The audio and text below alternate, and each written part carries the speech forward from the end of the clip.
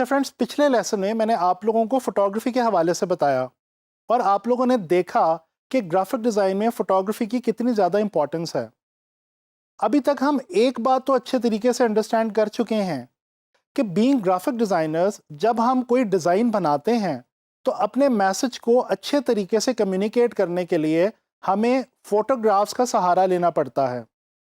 अच्छा, अब यहाँ पे एक मसला ये आता है दोस्तों कि हम अपने टॉपिक के लिए अच्छी सूटेबल और आइडियल फोटोग्राफ किस तरह से सेलेक्ट करें।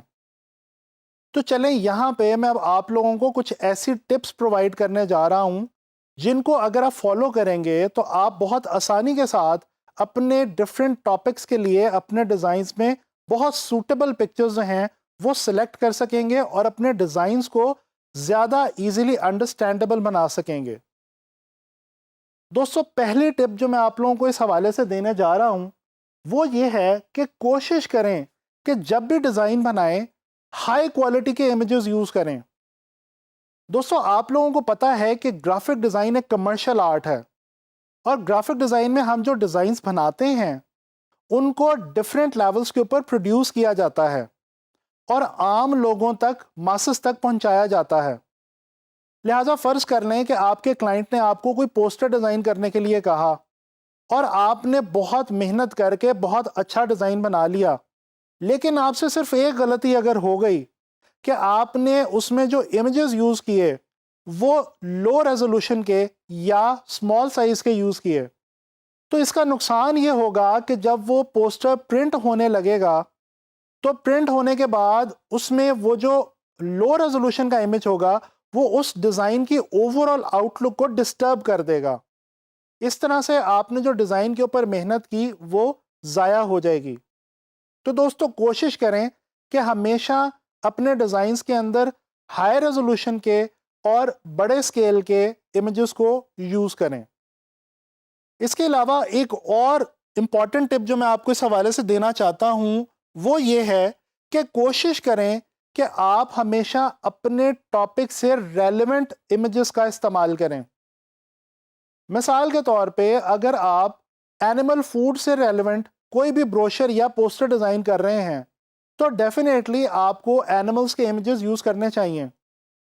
इसी तरह से अगर आप कार्गो के लिए कोई पोस्टर डिज़ाइन कर रहे हैं तो आपको कार्गो से रेलेवेंट इमेजेस यूज़ करने होंगे। अगर आप एयरलाइन की बात कर रहे हैं तो फिर आपको स्काई के और जहाज़ों के जो विजुअल्स हैं वो आपके लिए कारआमद साबित होंगे। अच्छा, इसी तरह से एक और मैं आपको टिप देता चलूं। दोस्तों, ख़ास तौर पर जब हम किसी प्रोडक्ट के हवाले से कोई डिज़ाइन बना रहे होते हैं तो आम तौर पे हम एक गलती करते हैं और वो ये कि हम प्रोडक्ट के इमेजेस तो यूज़ कर लेते हैं लेकिन ह्यूमन एलिमेंट को इग्नोर कर देते हैं। तो दोस्तों, याद रखें कि आपके डिज़ाइंस को वो इमेजेस ज़्यादा इंटरेस्टिंग बनाती हैं, ज़्यादा अट्रैक्टिव बनाती हैं जिनके अंदर ह्यूमन एलिमेंट जो है वो मौजूद हो। अच्छा, इसी तरह से बात हमने ह्यूमन एलिमेंट की है तो बात करते चलें साथ ही ह्यूमन फीलिंग्स की भी। दोस्तों, एक और टिप ये है कि आप अपने इमेजेस को बहुत अट्रैक्टिव बना सकते हैं, बहुत ड्रामेटिक बना सकते हैं और बहुत इंटरेस्टिंग बना सकते हैं अगर आप उनके अंदर ऐसे इमेजेस को यूज़ करें जो इमेजेस ह्यूमन फीलिंग्स को शो करते हों। ह्यूमन फीलिंग्स के साथ साथ आप वो इमेजेस भी यूज़ कर सकते हैं जो कि मेमोरीज को शो करते हों या किसी भी ऐसे इवेंट को शो करते हों जो उस टॉपिक से रिलेटेड हो। इसके अलावा दोस्तों, एक और ज़रूरी बात यहाँ पे देखने की ये है कि बाज़ क्लाइंट्स और बाज़ ब्रांड्स की कुछ ऐसी पॉलिसीज़ होती हैं कि वो कुछ ख़ास किस्म के इमेजेस को यूज़ करना चाहते हैं और कुछ ख़ास किस्म के इमेजेस को अवॉइड करना चाहते हैं।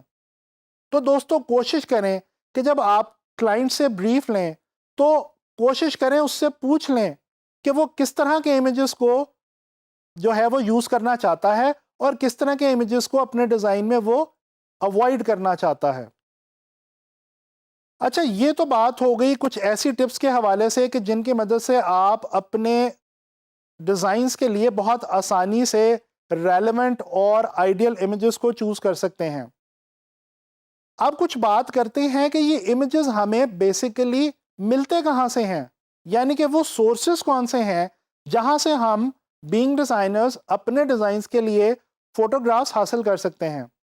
दोस्तों बहुत ही सिंपल सी बात है, दो इंपॉर्टेंट सोर्सेज हैं।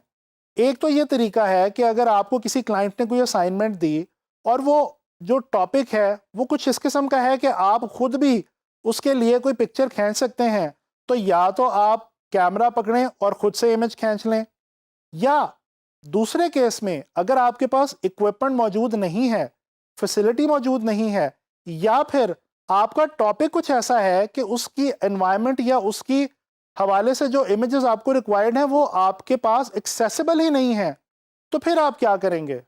फिर डेफिनेटली आप फोटो स्टॉक वेबसाइट्स का रुख करेंगे। अच्छा, अब यहां पे मैं आपको बताना चाहता हूं कि फोटो स्टॉक वेबसाइट्स दरअसल क्या होती हैं। दोस्तों इंटरनेट के ऊपर कुछ ऐसी वेबसाइट्स हमें मिलती हैं जिनके ऊपर पूरी दुनिया से रेलेवेंट फोटोग्राफ्स और इमेजेस के स्टॉक्स अवेलेबल होते हैं, यानी कि उन वेबसाइट्स ने डिफरेंट टॉपिक्स के हवाले से इमेजेस को कंपाइल करके इंटरनेट पे हमारे लिए रख दिया है। अब हम वहां से इन इमेजेस को डाउनलोड कर सकते हैं और बहुत ही आराम से अपने इमेजेस के अंदर इस्तेमाल भी कर सकते हैं। चलें बात करते हैं कुछ ऐसी ही वेबसाइट्स के हवाले से। मैं आपको कुछ ऐसी इंपॉर्टेंट वेबसाइट्स का बताता हूं जो कि दुनिया के अंदर अच्छे इंपॉर्टेंट फोटो स्टॉक वेबसाइट्स के तौर पे जाने जाती हैं।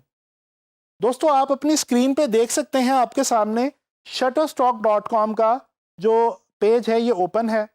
shutterstock.com दुनिया की सबसे फेमस और सबसे ज़्यादा यूज़ की जाने वाली फोटो स्टॉक वेबसाइट है। अच्छा, एक इंपॉर्टेंट चीज़ अगर आप गौर करें इस वेबसाइट के ऊपर तो आपको वो ये पता चलेगी कि इस वेबसाइट के ऊपर डिफरेंट टॉपिक्स के हवाले से इमेजेस को सेग्रीगेट किया गया है, कैटेगराइज किया गया है। आप डिफरेंट कैटेगरीज में जाके इमेजेस देख सकते हैं, यानी आपको यूथ के हवाले से अलग कैटेगरी के इमेजेस मिलेंगे, आपको ओल्ड एज के लोगों के लिए अलग कैटेगरी में इमेजेस मिलेंगे, इसी तरह लाइफस्टाइल के अलग, फैशन के अलग, मेडिसिन के अलग और इंडस्ट्री के अलग कैटेगरीज यहाँ पे मौजूद हैं। तो इस तरह से बहुत ही आसानी के साथ आप अपनी रेलेवेंट कैटेगरी में या रिक्वायर्ड कैटेगरी में जाके अपनी रिक्वायर्ड इमेज जो है वो उसको डाउनलोड करें और अपने डिज़ाइन के अंदर यूज़ करें। दूसरी जो वेबसाइट मैं आपको दिखाना चाहता हूं दोस्तों वो है unsplash.com। ये भी एक ऐसी वेबसाइट है जो बहुत ज़्यादा मशहूर है पूरी दुनिया के अंदर फोटो स्टॉक वेबसाइट के हवाले से, और इसके ऊपर भी आपको डिफरेंट टॉपिक्स पे, वाइड रेंज ऑफ टॉपिक्स पे बहुत ही अच्छे इमेजेस और फोटोग्राफ्स डाउनलोड करने को मिल सकते हैं। एक और वेबसाइट मैं आपको बताता चलूं, pexels.com। इस वेबसाइट के ऊपर भी आपको बहुत ज़्यादा टॉपिक्स पे बहुत अच्छे इमेजेस मिलेंगे। अच्छा, ये जो वेबसाइट्स अभी हमने देखी हैं, आपने गौर किया होगा कि ये जो वेबसाइट्स हैं इन पे ज़्यादातर इमेजेस यूनिवर्सल हैं, यानी कि ओवरऑल पूरी दुनिया से इकट्ठे किए गए हैं। अच्छा, ये तो हो गई कुछ इंपॉर्टेंट फोटो स्टॉक वेबसाइट्स, लेकिन यहाँ पे मैं आपको एक इंपॉर्टेंट बात बताता चलूँ। दोस्तों ऐसा नहीं है कि इन वेबसाइट्स के ऊपर ये तमाम के तमाम इमेजेस आपको फ्री में मिल जाएंगे। नहीं, ये तमाम इमेजेस रॉयल्टी फ्री नहीं होते, बल्कि होता कुछ यूं है कि इन वेबसाइट्स के ऊपर कुछ इमेजेस जो हैं वो आपको फ्री डाउनलोड करने के लिए अवेलेबल होंगे, जबकि कुछ ऐसे इमेजेस होंगे जो कि एक्सक्लूसिव होंगे और उनको हासिल करने के लिए, डाउनलोड करने के लिए आपको इन वेबसाइट से उनके राइट्स परचेज करने होंगे, यानी कि उन इमेजेस को खरीदना होगा। नेक्स्ट लेक्चर के अंदर मैं आपको ये गाइड करूंगा कि आपने गूगल के ऊपर अपने टॉपिक से रेलेवेंट इमेजेस को और हाई क्वालिटी और अच्छे इमेजेस को किस तरह से जो है वो ढूंढना है।